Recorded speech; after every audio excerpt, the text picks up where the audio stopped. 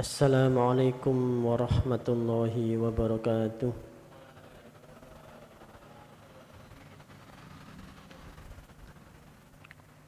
Alhamdulillah. Alhamdulillahilladzi mala'a quluba awliyaihi bimahabbatihi wa ihtassa arwahahum bisyuhudi 'azamatihi wa hayya asrarahum lihamli abai ma'rifatihi فقلبهم في روضة جنة معرفته ينتزهون. اللهم صل على سيدنا محمد عبدك ونبيك ورسولك النبي الأمي وعلى آله وصحبه وسلم تسليما بقدر عظمة ذاتك في كل وقت وحين. أما بعد. Alhamdulillah, para alim, para ulama, para asatid, hadirin hadirat ingkang minulya, salikin salikat, dalu menika tasik pinaringan hidayah, taufik lan maunah saking Allah saged nglajengaken pengawasan rutin kitab Ihya Ulumuddin. Mugi-mugi ndadosaken kula panjenengan tambah takwa, tambah imanipun lan ilmu kula panjenengan manfaat. Amin Allahumma amin.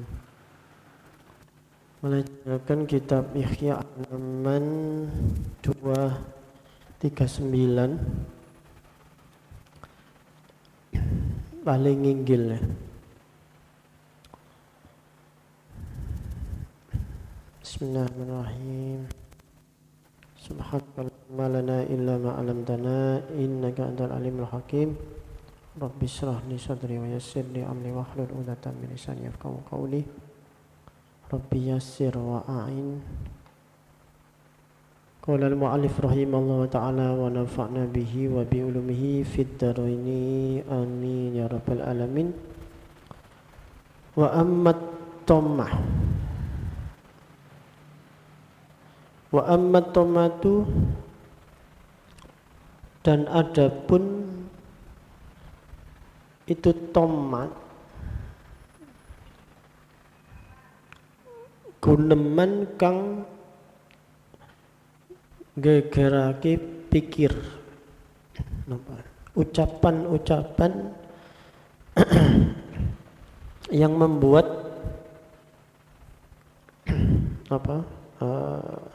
kekacauan pikiran.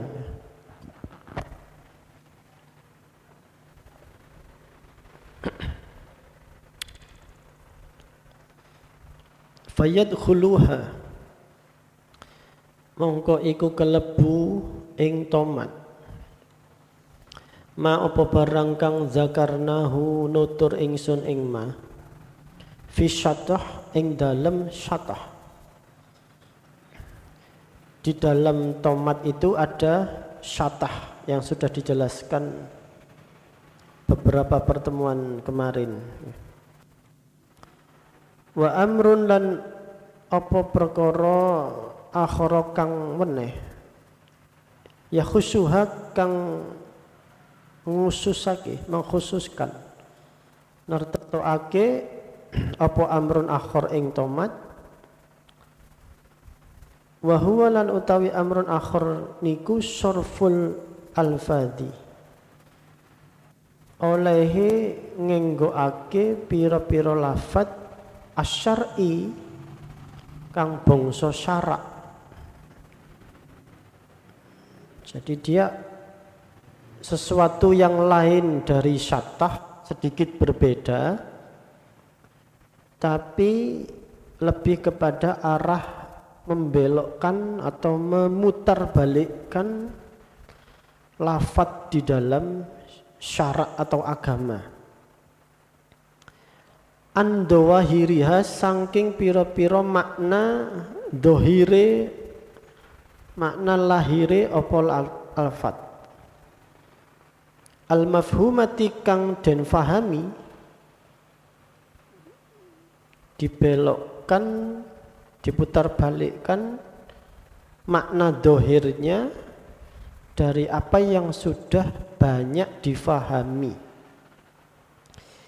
Ila umurin batinatin marang pira-pira perkara kang batin.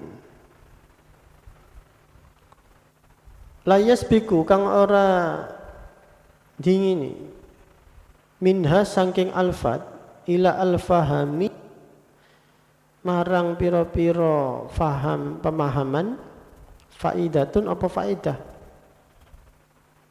kada bil batiniyati koyok kebiasaane kelompok kebatinan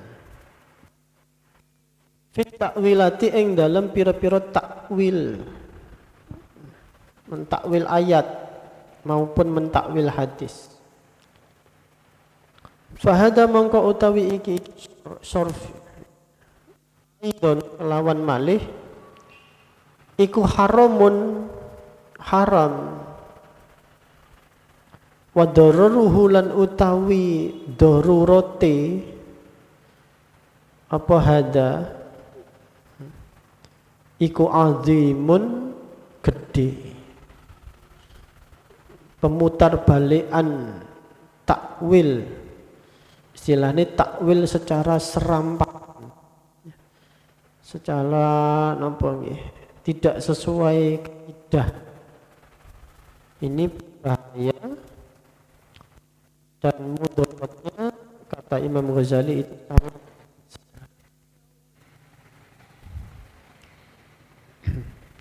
fa innal alfadha mongko setuhune pira-pira lafadz iku surifat tatkalane den engoake apa lafadz an muqtado saking penerapannya dawahiriha pira-pira lahiri apa alfadz bi ghairi i'tisamin kelawan tanpa sandaran andol tanpa cekelan ya. Fihi ing dalam sorof yungkolu kang di uwetake an sahibi apa itu saking wong kang duweni asyari apa syarak. Justru lafat-lafat itu oleh ahli kebatinan itu malah ditakwil secara sembarangan tanpa didasari apa disandarkan kepada sahibi syarak. Sahibi syarak niku ya berarti yang membawa syariat Nabi Muhammad sallallahu alaihi wa alihi wasallam. Justru sangat jauh takwilannya itu, tafsiran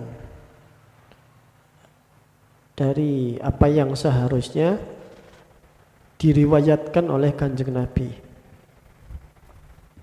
Wa min ghairi daruratin lan saking tanpa ono darurat, tidak ada kepentingan apa-apa untuk istilahnya untuk syarak itu sendiri. Tidak ada kaitannya, tidak ada urusannya. Tad'u ilaihi kang narik apa darurat hi marang sorfa min dalilil akli bayane dalil akli. Secara logika atau secara rasional juga tidak ada pentingannya. Iktado dalika mongkono trepi apa mengkono-mengkono sorof butlana siqat ing batale kepercayaan bil alfadi kelawan pira-pira lafad. Justru malah menghilangkan kepercayaan atau apa itu ya, legitimasi dari lafad itu sendiri menjadi hilang dengan adanya takwilan-takwilan, tafsiran-tafsiran yang sembarangan dari ahli apa? Kebatinan itu. nilai atau otoritas syariatnya menjadi tidak ada. Wasaqata lan gugur bihi kelawan sorof apa manfaatu kalamillahi ta'ala, manfaati dawuhe Allah ta'ala, wa kalamu rasulihi lan dawuhe utusane Allah sallallahu alaihi wasallam. Ayat aqimis sholat lidzikri misalnya. Ternyata sama aliran kebatinan ditafsiri saenake dhewe bahwa yang penting kan dzikri, eling ya. Jadi gak usah sholat misalnya begitu kan, yang khas dari aliran kebatinan itu kan justru menghilangkan syariat itu sendiri. Jadi akhirnya umat ini tidak percaya atau misalnya tidak lagi menghiraukan kalimat perintah amr di dalam ayat itu. Padahal sebelum kata lidzikri itu ada aqimis sholat, ada kalimat perintah. Seorang hamba itu kalau diperintah ya taat, ya dijalankan gitu. Dirikanlah sholat, aqimis sholat, tapi langsung ditarik saenake dhewe. Misalnya begitu, kan malah menghilangkan syariat itu sendiri. Fa inna mangko setuhune ma yasbiku minhu, barang kang dingin apa ma minhu saking kalam ilal fahmi marang pemahaman atau pengertian, la yusaku iku ora bisa dipercaya bihi apa ma. Wal batinu la utawi makna batin la dabtalahu iku la dabtalahu ora ana bates, iku maujud lahu kedue batin. Repot, semuanya ditarik serba batin, tidak ada makna dohiriyahnya, hukum syariat dohirnya nggak ada, menjadi liar. Siapapun akhirnya bebas menafsiri sesuai kehendaknya masing-masing. Bal yata'aradu balik ta'aradu perlawanan fihi ing dalam batin, fihi ing dalam batin al khawatiru apa pira-pira khatir kerentek, perkara kang kerentek en ati, malah dibalekno sesuai kerentek, bahaya. Ya nek kerentekin nafsu piye? Jadi pegangannya tetap harus ada tafsir atau takwil dohirnya. Wa yumkinu tanziluhu lan memungkinkan ya kungang yumkin memungkinkan tanziluhu apa manggone panggonane apa batin ala wujuhin ing atase wajah syatta kang perenco-perenco, apa yaitu yang macam-macam, yang coraknya itu menjadi banyak. Wong batin khotir tidak gak iso terbatas. Wa hadza aidan utawi iki syaraf kalawan malih itu iku minal bid'ah, adalah sebagian atau setengah saking pira-pira bid'ah asyai'ati kang gumelar tersebar al-azimati kang gede ad-daruri nopo daruratnya.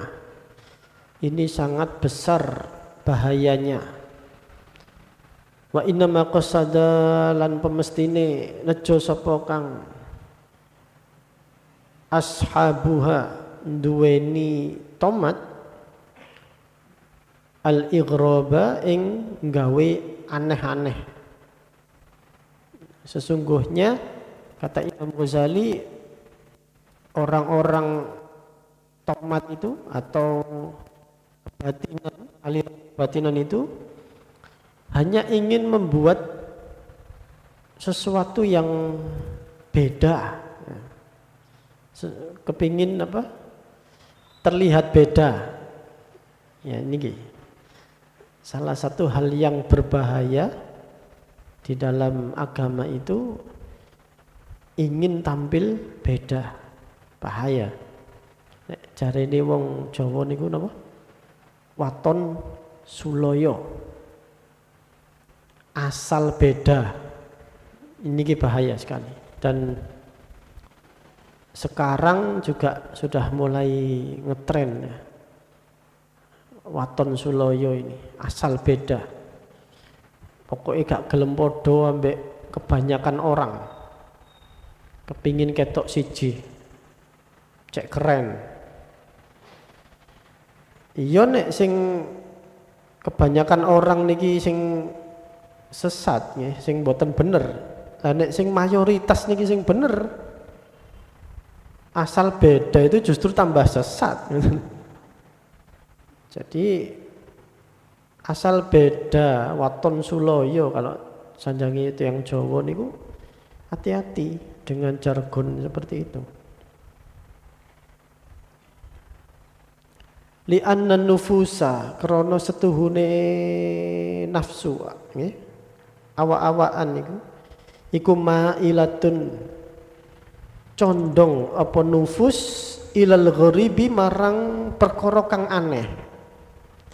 Nafsune manusia itu memang seneng marang hal-hal aneh, hal-hal yang sifatnya ganjil, gak umum, atau ada apa misterinya, misalnya ngoten. Sifat nufus ya, manusia nafsunya itu condong pada keanehan. Misalnya kita itu kan kalau di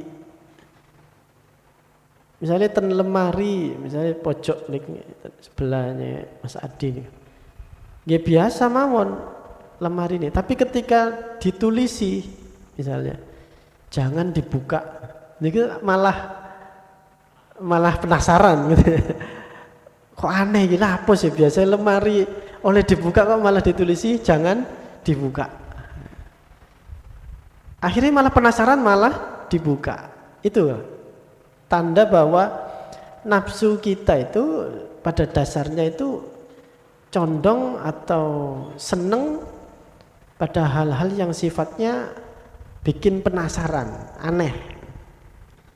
Akhirnya kelompok-kelompok kebatinan seperti ini, karena dia waton suloyo niku wau, asal beda, ya, bikin kok iki siji, aliran iki kok siji, wong iki kok beda ya, memancing orang untuk ikut.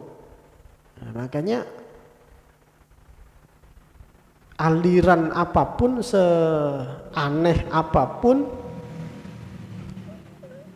sesesat apapun, ya wonten mawon sing tumut, ngoten. Ono ae sing melok nih. Semakin aneh, semakin sesat, kayaknya semakin garai penasaran ini. Baru-baru ini kan banyak ya muncul orang ngaku-ngaku macam-macam. Aku apa? Angling Darmo lah gitu. Di Jawa Barat ada Sunda Empire ya. Yang sinten kapten ini kan malah laris sakniki. Karena manusia gini ku, nafsunya itu condong pada yang aneh-aneh, yang ganjil, yang bikin penasaran. Kita dinasehati oleh nenek moyang kita ya, orang Jawa, dan itu pasti didasarkan pada agama. Ojo asal apa? Waton suloyo, jangan asal beda. Nggih nek sing dianggep wis biasa niku mboten bener lah, nek sing malah bener. Justru kita keluar dari jalur yang sudah benar malah tersesat. Bismillahirrahmanirrahim. Mustalidatun lan nafsu kita niku nuprih ngerasakake kelezatan, keenaan lahu marang gharib. Memang menarik ya, sesuatu yang aneh, yang ganjil, sing siji dhewe iku mesti menarik. Nah ini makanya sampai kapanpun aliran aneh-aneh, aliran sesat niku ono ae sing melok. Wa bihadat tariq lan kelawan iki-iki dalan tawassalal batiniyatu, sampailah al batiniyatu sapa wong kang ahli kebatinan ila hadami ing ngerubahake jami'i syariati sekabehane syariat bitakwili kelawan nakwili dawahiriha pira-pira dawahire syariat wa tanziliha lan olehe manggonake syariat ala ra'yihim ing atase pikiran mereka sendiri. Apa itu? Logika mereka sendiri, dipikir-pikir dewi.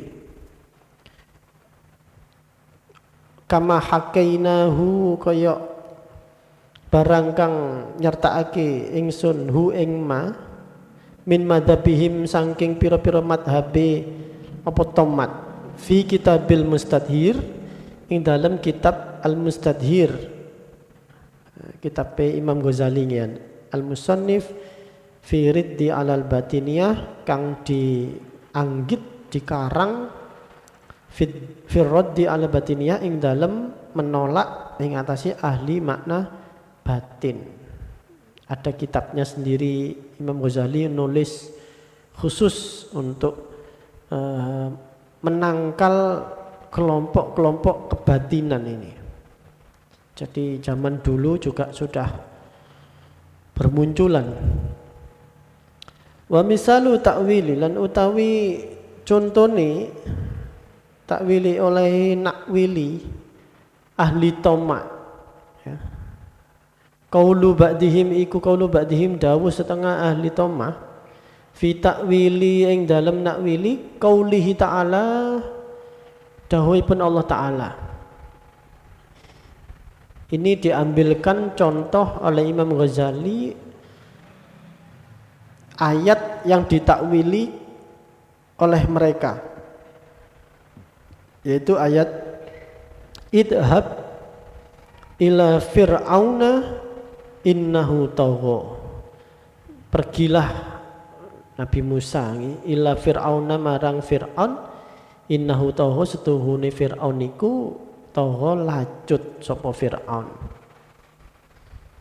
Innahu isyaratun setuhune lafat Fir'aun iku isyaratun, hanyalah sebuah isyarah ila qalbihi marang atine wong. Wa qala huwa lan dawu sapa ba'duhum utawi qalbi. Huwa utawi qalbi niku al muradu kang dikarepake bi fir'auna kelawan Fir'aun. Wa huwa lan utawi ati iku tawi wong kang lacut ala kulli insanin ing atase saben-saben menungso. Jadi dari ayat ini sudah ditakwili sendiri kalau Fir'aun itu adalah menunjuk kepada urusan apa ya itu, kejahatan yang ada pada sisi jahat yang ada pada hati manusia. Ini pentakwilannya ahlu tomat, kebatinannya.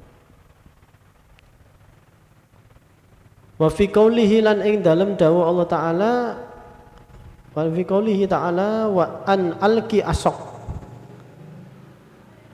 tegese nguncalake sira ya Musa asoka ing teken tongkat sira. Ai kulla tegese tongkat niku sekabehane ma barang kang yatawakkau alaihi nggawe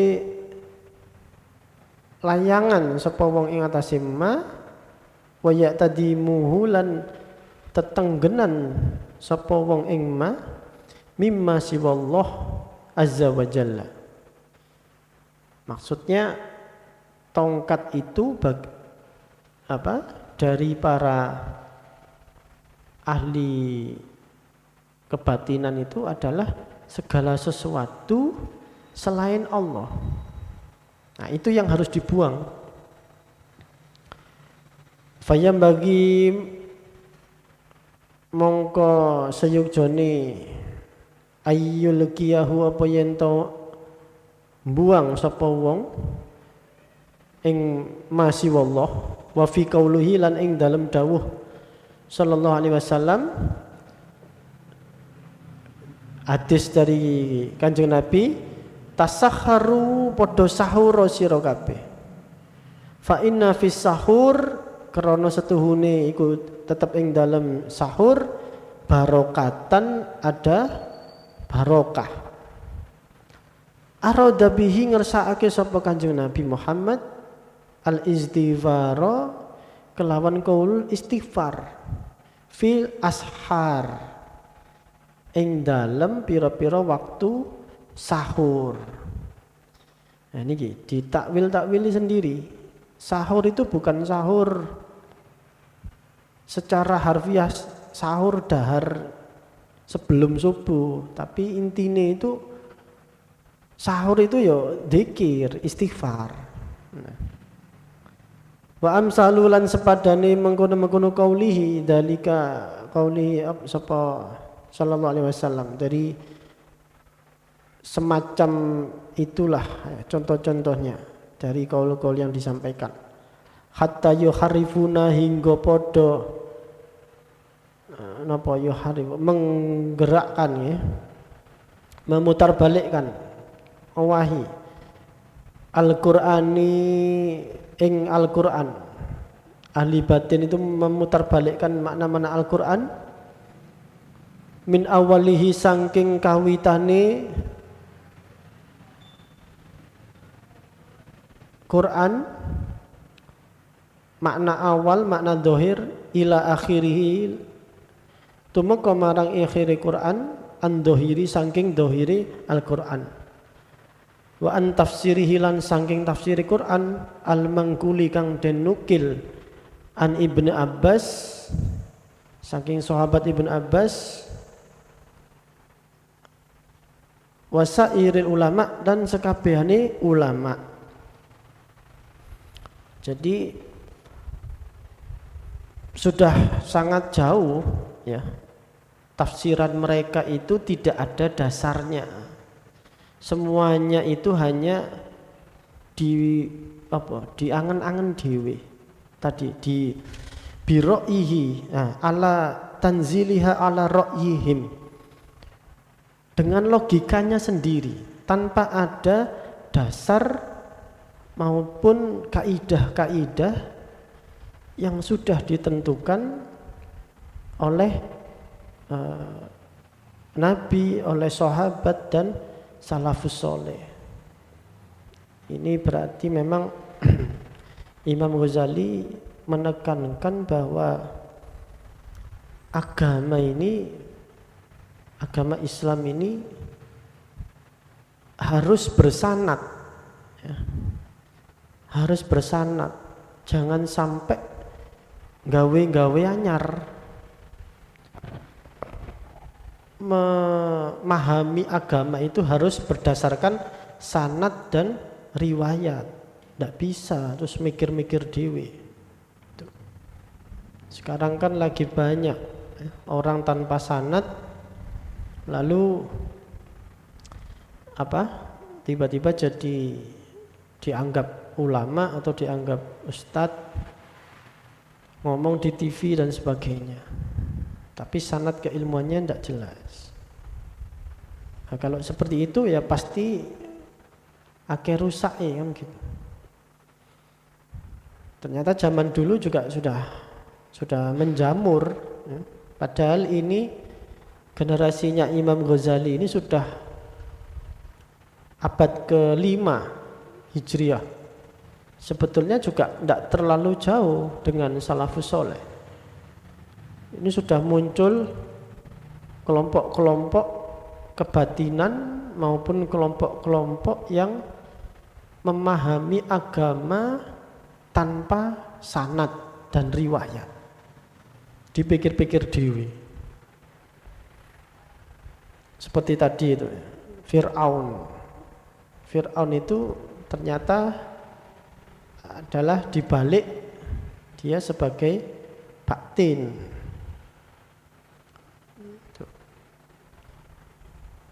Nah, kalau tidak ada sanad seperti ini susah ya. Yang tadi disampaikan, sedangkan batinnya ini ya tidak ada batasnya. Makanya ada ungkapan laulal isnad laqalu masya'a masya'a. Jikalau tidak ada sanad dalam agama ini, laqala masya'a masya'a, maka orang akan bebas ngomong apa saja sesuai saenak udele. Makanya pentingnya sanad. Nafsiri ayat tidak bisa sembarangan. Sifat-sifat Allah misalnya ada di Al-Quran. Kalau kita tidak punya sanad atau riwayat ilmu kalam, ilmu ngaji tauhid, kan bahaya. Memahami Quran sendiri, ketemu ayat yang ada perlu ditakwil, jatuhnya menjadi mujassimah kan. Allah tahta alal arsh misalnya, di atas arsh. Nah, kalau tidak punya sanad atau riwayat pernah ngaji tauhid kan dibayang-bayangno dhewe, bisa-bisa arsh itu sesuatu yang menutupi Gusti Allah. Itu kalau tauhid.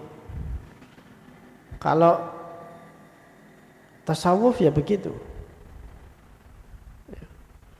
Zuhud misalnya. Kalau tidak punya sanad ngaji tasawuf ya bahaya juga. Dikirone zuhud itu berarti orangnya harus pakai baju sing compang-camping atau apa yang jelek lah pokoknya. Terus gak duwe omah. Coba kalau kita ngajinya pakai sanad ya, pakai riwayat, apa yang sudah diriwayatkan ulama, sanadnya sambung. Zuhud itu keterikatan hati kepada selain Allah dan Rasulnya. Apapun, kalau kita senang pada anak istri itu juga terlalu cinta sampai mengalahkan Allah dan Rasulnya, itu juga menjadi tidak zuhud. Nah, apapun yang selain Allah, senang pada hobi, senang pada harta dan sebagainya. Kalau kita tidak punya sanad, tidak punya riwayat, memahami hal-hal yang ketasawufan juga tidak bisa. Bagaimana, apalagi kalau kata-kata yang seperti kemarin ya, seperti Abu Mansur Al-Hallaj, Abu Yazid Al-Bustami, Al-Ittihad itu bagaimana? Masa Gusti Allah menjadi satu dengan makhluk, seperti dua hal jejer terus jadi satu terus jejer mlebu. Ini kan tidak bisa. Ya kalau orangnya tidak punya sanad, tidak punya riwayat, rusak agama ini. Laulal isnad laqalu masya'a. Kalau tidak ada sanad, orang akan bebas ngomong apa saja, mentakwili, mentafsiri Quran, hadis sesuai dengan kemauannya, sesuai dengan nafsunya. Justru malah rusak agama, syariat malah hilang. Sama fikih juga begitu, ya kan? Gak bisa kita kalau baca hanya berdasarkan hadis, Quran. Misalnya idza kuntum sholati faghsilu wujuhakum wa aydiyakum. Bagaimana teknisnya? Idza kuntum ila sholati faghsilu wujuhakum wa aydiyakum. Membasuh muka dan membasuh tangan itu bagaimana? Apa bedanya dengan ngusap misalnya? Membasuh dengan ngusap itu bagaimana? Kan kalau tidak ngaji fikih yang punya sanad kan ya tidak tahu. Diwaca-waca dhewe rusak kabeh wudhunya. Kalau wudhunya rusak ya sholatnya rusak juga. Jadi ini pentingnya dari poin ini adalah agama ini harus bersanad, harus punya riwayat.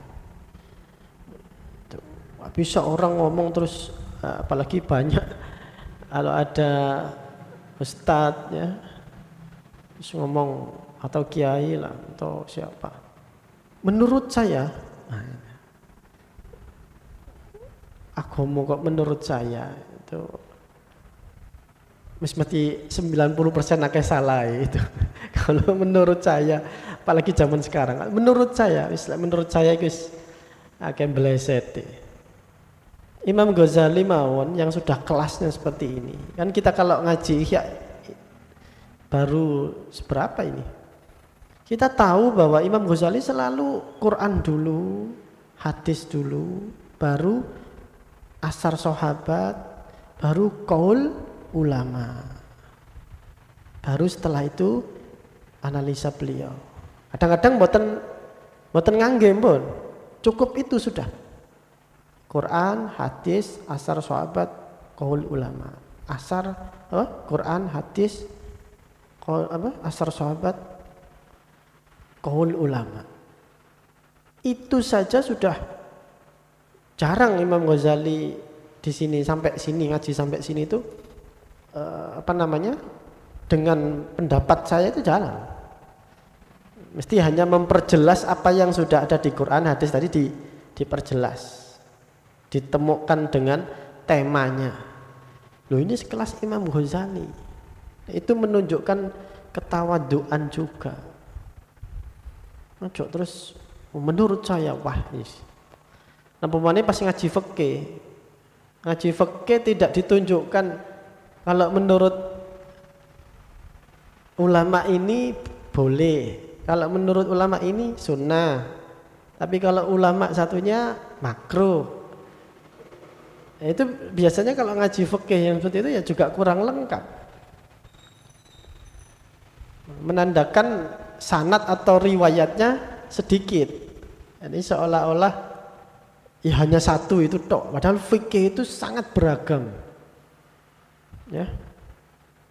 Kita ini kata Gus Dur itu kalau ingin ya ini standar ya, harus digembar-gemborkan lagi. Kalau ingin alim di bidang fikih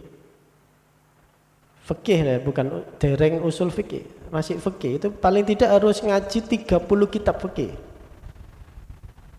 Mulai yang paling standar seperti Sulam Safina, Takrib, Fathul Qorib, ya kan?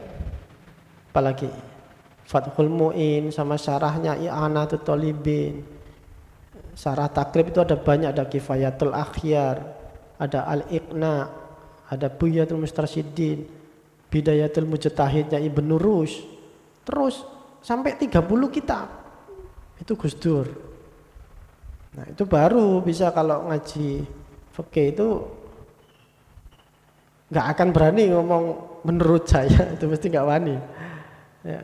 Semuanya perbedaan-perbedaan itu ada apa plus minus dan memang memungkinkan perbedaan pendapat, tapi tidak keluar dari kaidah.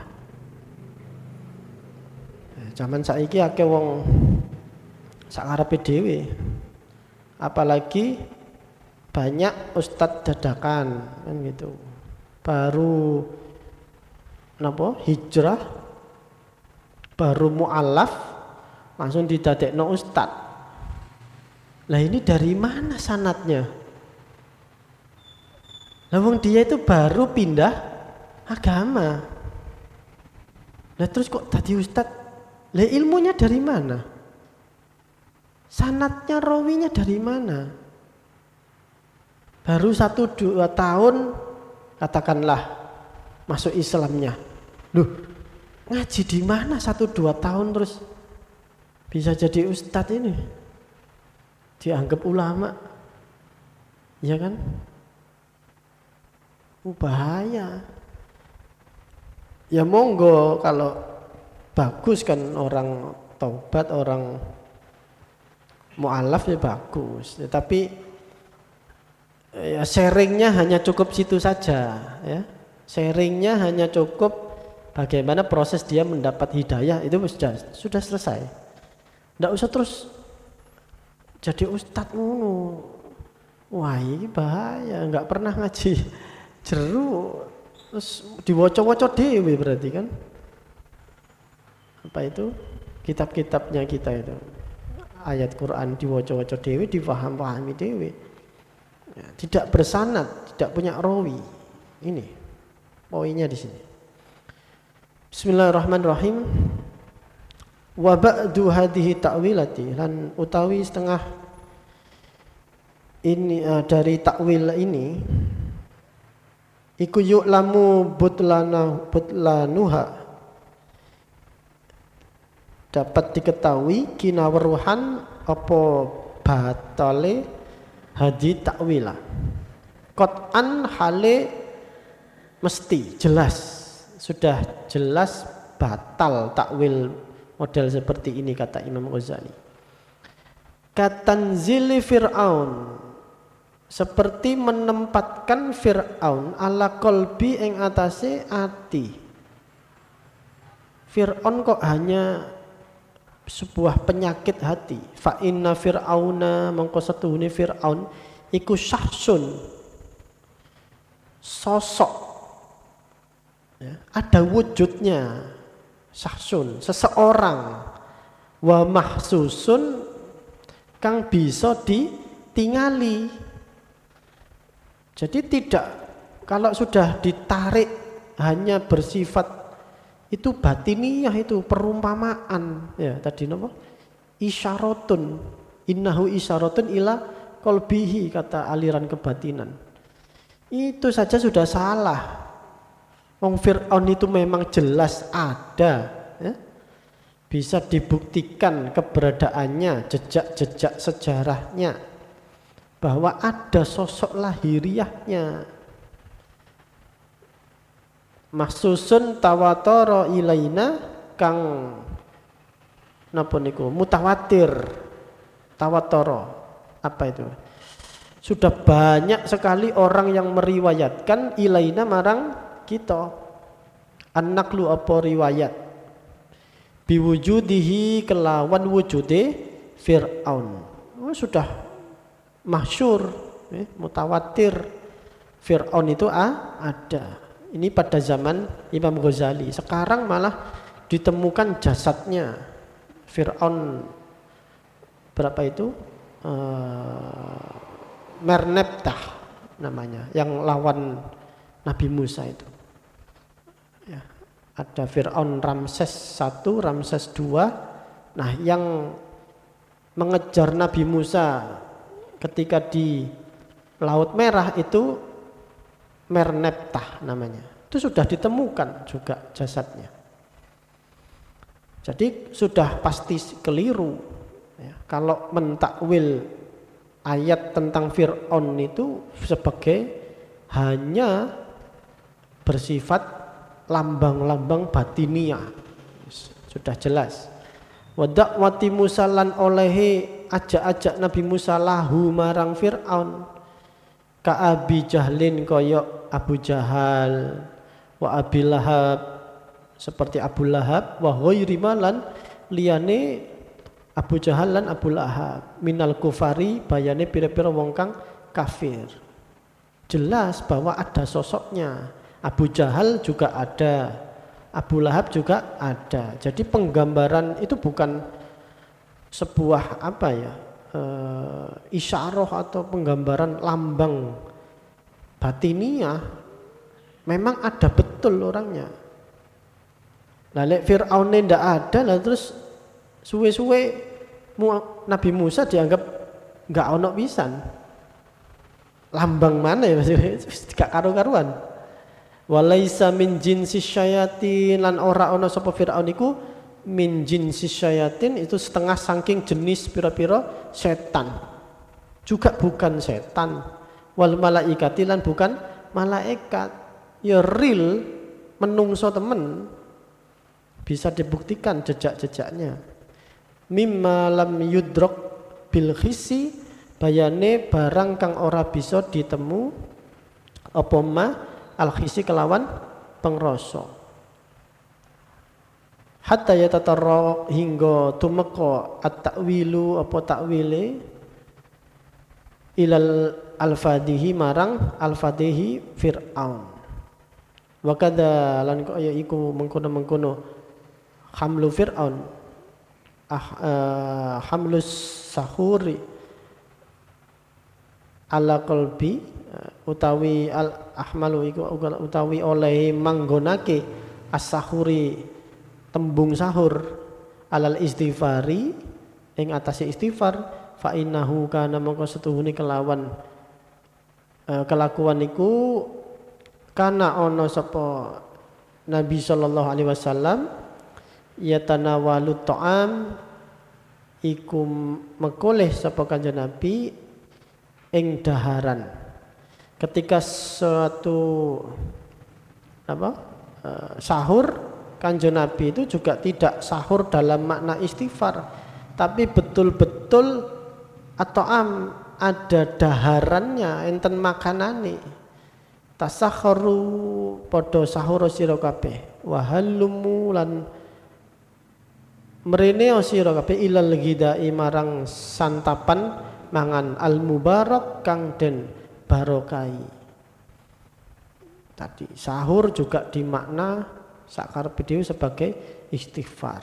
Padahal sahur itu ya betul-betul bermakna lahiriah, ada wujudnya, ono panganane. Kok iso dimaknani sebagai istighfar? Berarti lak sahure gatik mangan. Wong sahur atik mangan ae akeh sing gak poso. Ndak sahur gatik mangan. Napa? Istighfar tok. Ya wis laris. Warung ya sing malis Mas.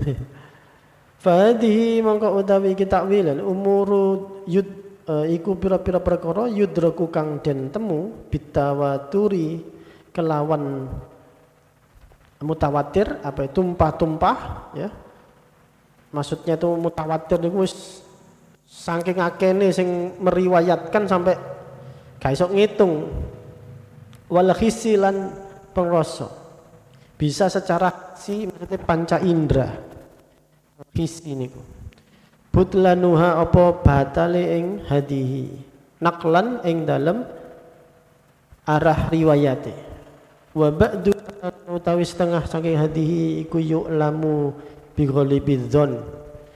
Kenawruhan apa ba'du kelawan ghalibidzoni abote penyono. Wadzalika lan utawi mayuk lamu bi ghalibidzon iku fi umurin ing dalem pira-pira perkara la yata'allaqu kang ora ta'alluq kegayotan tidak berpegangan bersandarkan biha kelawan umur al-ikhsasu apa pira-pira khisi pengrasa panca indra. Fakullu mangko utawi sekabehane dalika mengkono-mengkono umur min ta'wilat iku haramun haram wa dolalatun lan sasat wa ifsadun lan bersifat ngerusak lidinihi ing agamane alal khalqi agama masyarakat ing atase makhluk. Takwil model seperti itu berbahaya. Kabeh-kabeh didadekno batin. Mangan batin, sahur memang batin. Fir'aun ada sosoknya jelas batin. Waduh, soroi. Kalau yang apa tadi? Yang al-kisok ya. Lemparkan tongkatmu. Itu memang ada sebagian kaum sufi itu mentakwil seperti itu, bahwa tongkatnya Nabi Musa itu perlambang dari segala sesuatu yang jadi sandaran, sendenan, gantungan seorang hamba. Tetapi para sufi yang mentakwil seperti itu tidak melepaskan makna aslinya, tidak membuang makna dohirnya, bahwa Nabi Musa memang tongkatnya itu ada beneran. Cuma itu istilahnya yang dohir itu bisa juga disesuaikan dengan konteks batin seseorang, kondisi ruhani. Ada yang seperti itu. Yang tidak boleh sama Imam Ghazali ini kan ditakwili itu lepas dari makna dohirnya, jauh dari makna dohirnya. Jadi sebagian kaum sufi memang ada mentakwili bahwa tongkatnya Nabi Musa itu perlambang bahwa manusia itu suka mengandalkan segala sesuatu selain Allah. Nah, segala sesuatu selain Allah niku apa? Misalnya urusan rezeki, dia mengandalkan tokonya misalnya, mengandalkan perusahaannya. Kalau aku gak ono tokoku iki, warungku gak melaku, yo gak mangan. Nah itu. Segala sesuatu yang selain Allah dianggap bisa diandalkan, bisa jadikan pegangan, itu juga harus dibuang. Itu. Seperti halnya Nabi Musa membuang tongkatnya. Ketika Nabi Musa membuang tongkat, ternyata tongkat itu berubah menjadi ular. Nabi Musa langsung ketakutan. Artinya apa? Segala sesuatu yang kita andalkan selain Allah di dalam hati kita itu, hakikatnya juga mirip dengan peristiwa dilemparnya tongkatnya Nabi Musa itu. Kalau tongkatnya Nabi Musa itu kan begitu tahu kalau itu sakti, terus dibawa mana kan habis memecahkan batu yang memancarkan 12 mata air. Nabi Musa ini mulai seperti tidak bisa lepas dari tongkatnya ini. Nah, itulah sebagian sufi menafsiri seseorang itu kalau sudah punya, ya dalam tanda kutip, pegangan selain Allah, hatinya itu rawan bergeser, bahwa tongkat itu hanya wasilah. Misalnya gaya akik, akik ini ngarai kebal, bahaya. Make akik itu kalau ada bumbu-bumbunya itu tadi, nek nggawa akik iki ngarai selamat, nggawa kebal. Akhirnya dia akan iktimat kepada akiknya itu.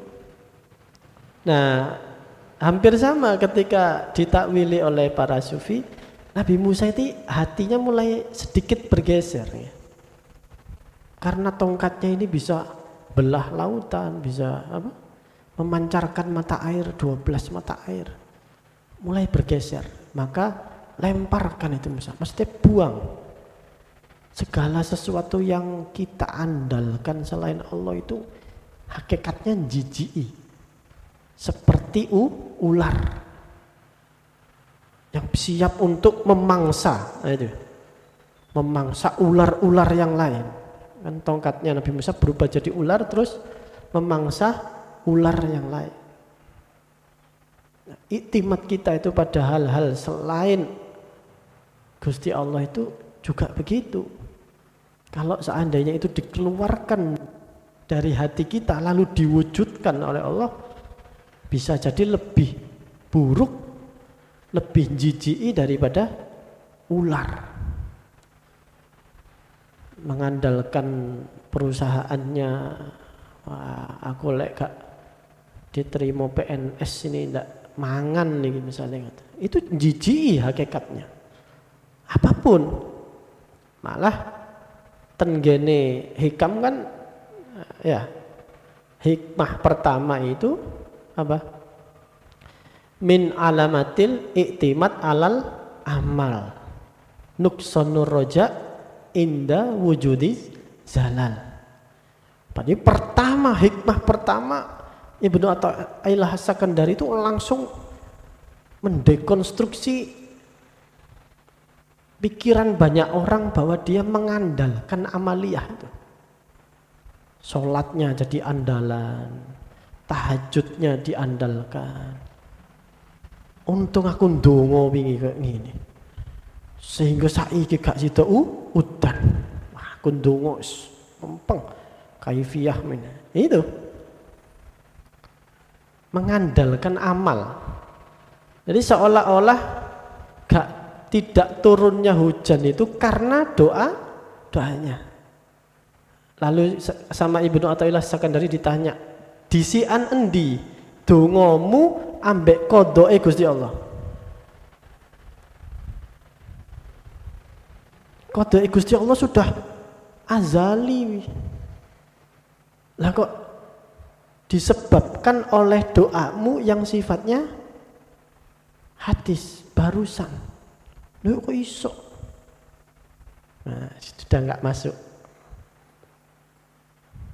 Nah, itu kalau yang apa tadi? Al-Qi As-Sok, Wa'an Al-Qi As-Sok itu memang ada yang sufi yang menafsiri itu seperti, tapi tidak dilepaskan begitu saja dari makna dohirnya. Yang dipermasalahkan oleh Imam Ghazali di sini kan seperti Fir'aun tadi sama sahur itu benar-benar dimaknani secara batin. Wah, iki sing masalah ini. Pundi sekedhik malih.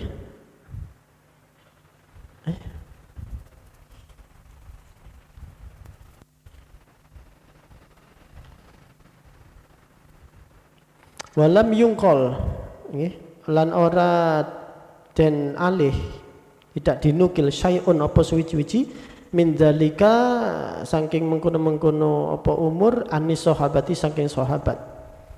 Tidak ada para sahabat yang mentakwil Quran dan hadis seperti itu. Wala anit tabi'in lan ora saking tabi'in. Wala anil Hasan al-Basri juga tidak pernah, karena tokohnya tabi'in ini salah satunya adalah Hasan al-Basri, gurunya para guru sufi maupun tafsir. Ma'al ikbabihi ing dalam sertane netepi Hasan al-Basri ala dakwatil khalqi ing atase ajak-ajak makhluk wa wa'dihim lan mituturi makhluk.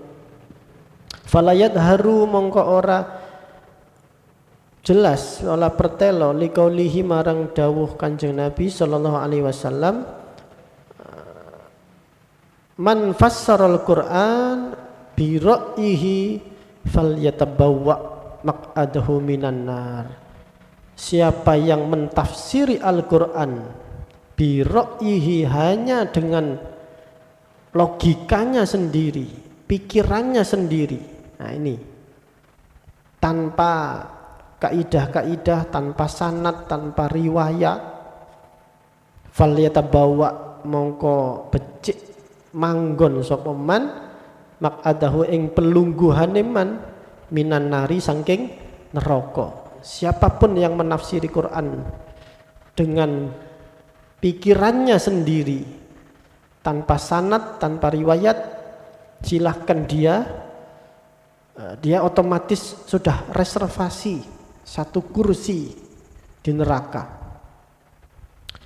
Maknan apa artinya illa hadan namat, angin iki cara jelasake utawi makna wa huwa la utawi makna iku ayyakuna iku yen to ana ghurduhu apa sejone man wa ra'yuhu lan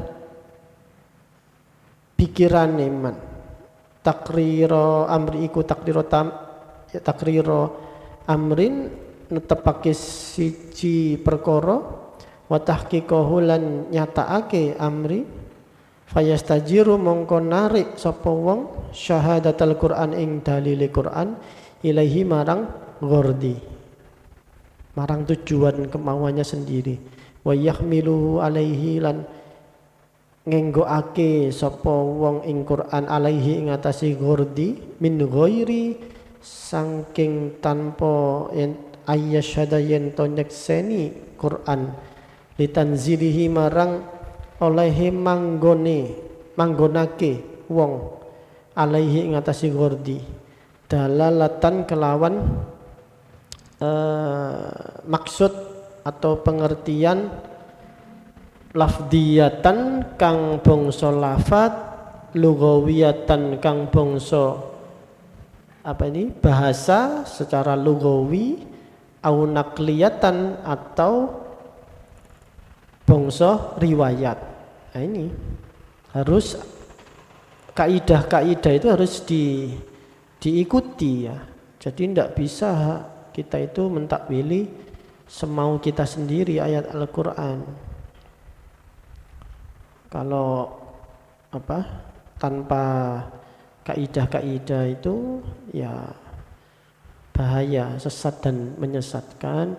Wala yambagi ayyufhama wallahu alam bisawab. Insyaallah dilanjutkan minggu berikutnya. Dari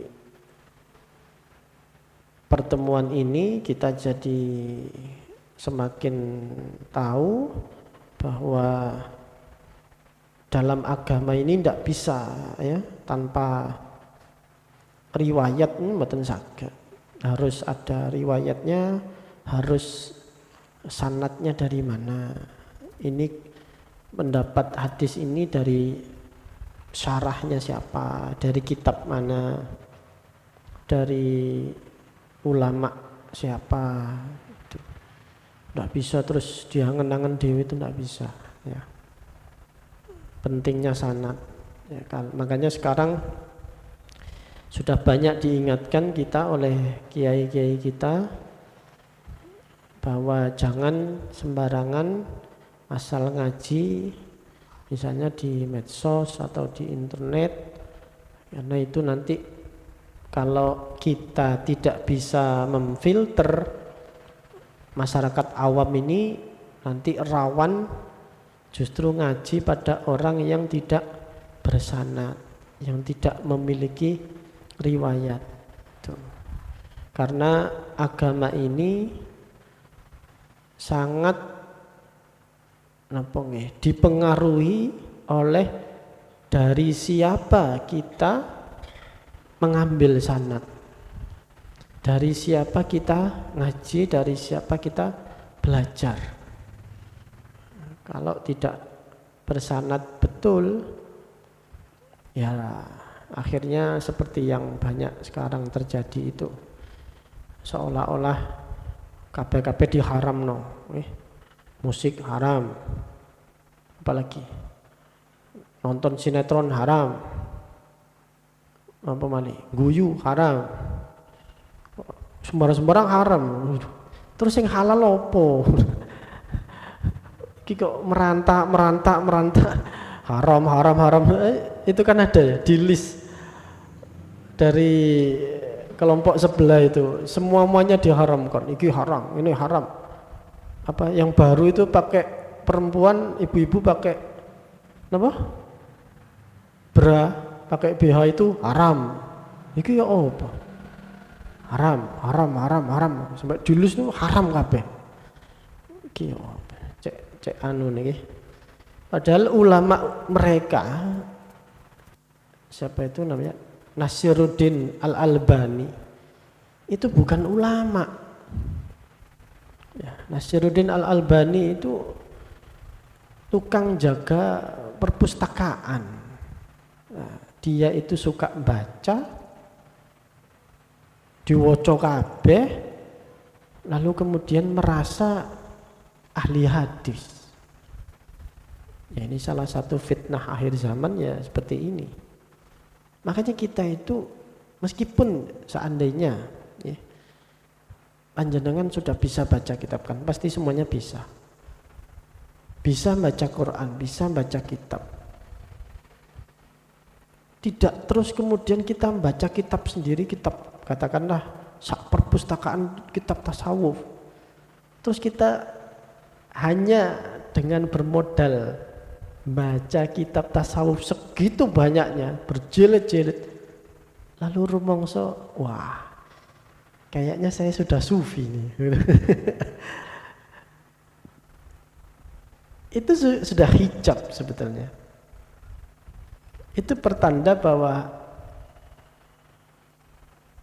ya sampean atau kita ini belum tidak menjadikan kita itu apa-apa. Walaupun kita sudah baca tuntas lah satu perpustakaan itu, tidak menjadikan kita apa-apa. Nah, ini ada orang dipikir-pikir dewe tidak pernah ngaji mustalah hadis atau ulumul Quran, lalu dia mendeklarasikan diri sebagai ulama salafi, kan membuka aliran baru katanya. Semua diharamkan, semua dipikir-pikir dewe. Ya sudah, ini fitnah akhir zaman biasa mawon. Dari dulu juga sudah ada. Monggo seperti biasa kita kirim Fatihah kepada guru-guru kita. Mudah-mudahan apa yang sudah beliau didik kepada kita, ajarkan kepada kita, terus memberikan manfaat buat kita semua, membuat ilmu kita semakin barokah, sehingga kelak kita bisa berkumpul dengan beliau-beliau alaihi diniyah wa ala kulli niyatin sholihah. Al-Fatihah.